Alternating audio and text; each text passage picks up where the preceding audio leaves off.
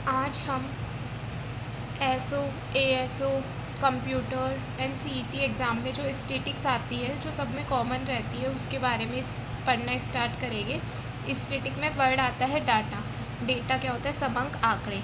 जो भी numerical information होती है वो क्या होती है? डाटा। डेटा को हम दो तरह से कलेक्ट कर सकते हैं, प्राइमरी और सेकेंडरी। जब अगर प्राइमरी डेटा कौन सा होता है? जो हम पहली बार में एकत्रित करते हैं वो डेटा होता है प्राइमरी डेटा।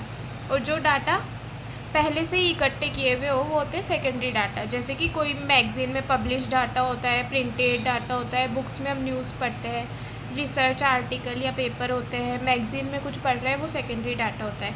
अब सांख्यिकी की हिस्ट्री, इटली में वर्ड था स्टेटिका, जर्मनी में था स्टेटिस्टिका, और लेटिन वर्ड है स्टेटस।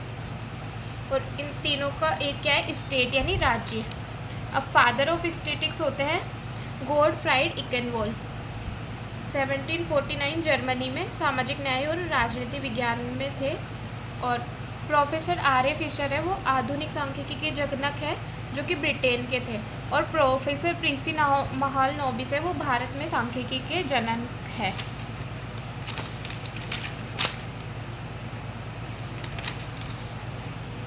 अब स्टैटिक्स में क्या होता है कि सबसे पहले हमें डेटा कलेक्ट कर रहे हैं या कुछ भी उसका एनालिसिस कर रहे हैं, तो उसके लिए हमें सबसे पहला होता है उद्देश्य या आयोजन, कि हमारे पास डेटा कलेक्ट करने का उद्देश्य होना चाहिए।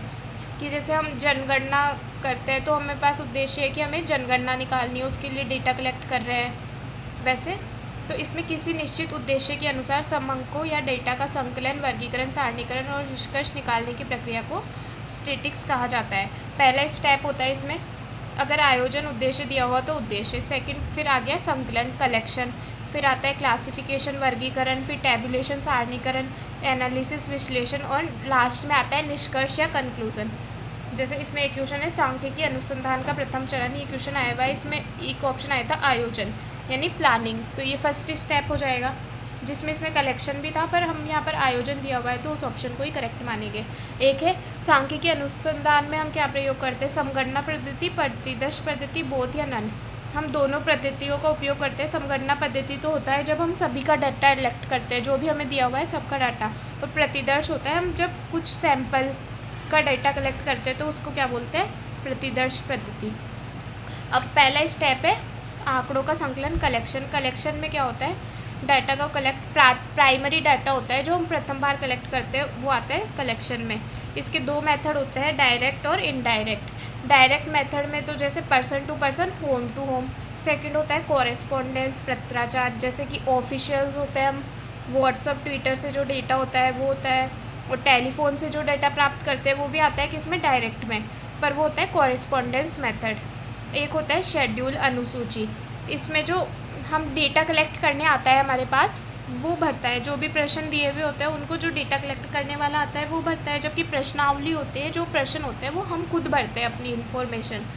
अनुसूची और प्रश्नावली में से जो बेहतर विधि होती है वो अनुसूची होती है, क्योंकि हम अगर क्वेश्चन भर रहे हैं तो लोगों को ज़रूरी नहीं है कि उनको क्वेश्चन समझ में आए, या फिर है ना, हो सकता है कि उनको पढ़ना लिखना नहीं आता हो।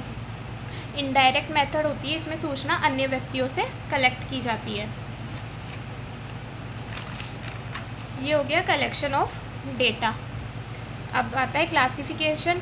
इसमें संकलित समकों को समान गुणों के आधार पर विभिन्न वर्गों में विभाजित किया जाता है। 4 प्रकार से हो सकता है, क्वालिटी के आधार पर, क्वांटिटी के आधार पर, ज्योग्राफिकल या फिर क्रोनोलॉजिकल। मात्रात्मक वर्गीकरण में भी 3 श्रेणी आ जाती है। एक तो इंडिविजुअल, व्यक्तिगत, डिस्क्रीट, डिसकंटिन्यूअस या खंडित सतत डाटा। एक होता है कंटिन्यूअस सतत डाटा।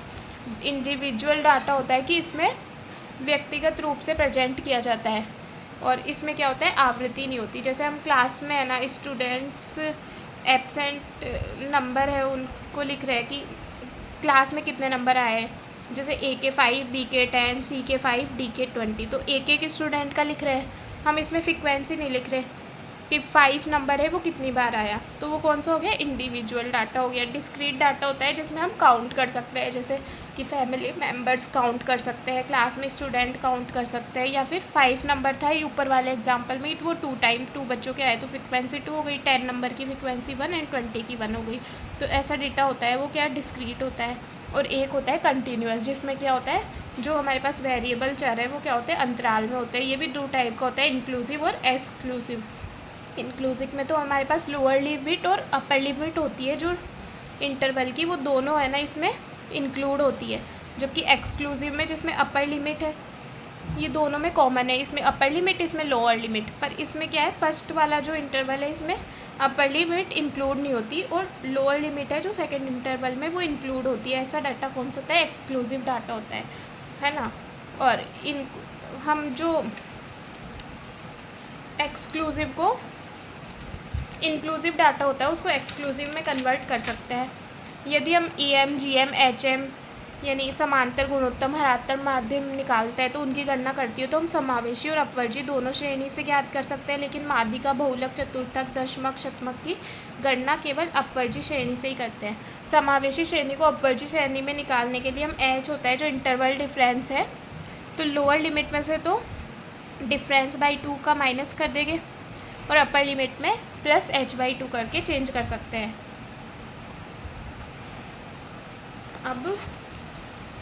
अब आता है थर्ड स्टेप, सारणीकरण या टैब्यूलेशन। वर्गीकृत समंकों को सारणी में व्यवस्थित करने की प्रक्रिया को हम क्या कहते हैं, सारणीकरण। सारणीकरण के भाग क्या होते हैं, टेबल नंबर, फिर टाइटल शीर्षक, एक होता है कैप्शन, जो कि स्तंभ का शीर्षक होता है वो तो क्या होता है कैप्शन, और पंक्ति का जो शीर्षक होता है उसको क्या बोलते हैं, स्टब। एक होता है बॉडी, जो भी हमारा पूरा भाग हो जाएगा वो क्या हो जाएगा, बॉडी। फुटनोट होता है, जैसे हम कुछ स्टार लगा के लिखते हैं नीचे पॉइंट, वो होता है फुटनोट। एक होता है सोर्स, जो हमने डेटा का सोर्स कहाँ से है, हमने कहाँ से कलेक्ट किया है, वो हो जाता है सोर्स।